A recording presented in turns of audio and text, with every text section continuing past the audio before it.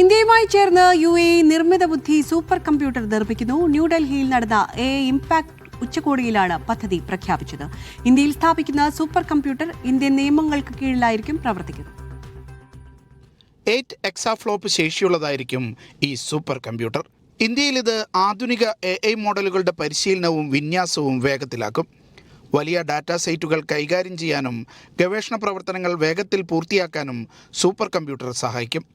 Abu Dhabi ആസ്ഥാനമായ G42, Mohamed bin Zayed AI university, American chip നിർമ്മാതാക്കളായ Cerebras, ഇന്ത്യയുടെ CDAC എന്നിവ ചേർന്നാണ് പദ്ധതി പ്രഖ്യാപിച്ചത്.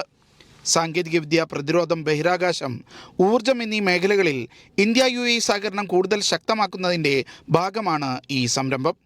സൂപ്പർ കമ്പ്യൂട്ടർ ഇന്ത്യയിൽ തന്നെ സ്ഥാപിക്കും. ഇന്ത്യൻ നിയമങ്ങൾക്ക് കീഴിൽ പ്രവർത്തിക്കുകയും ചെയ്യും.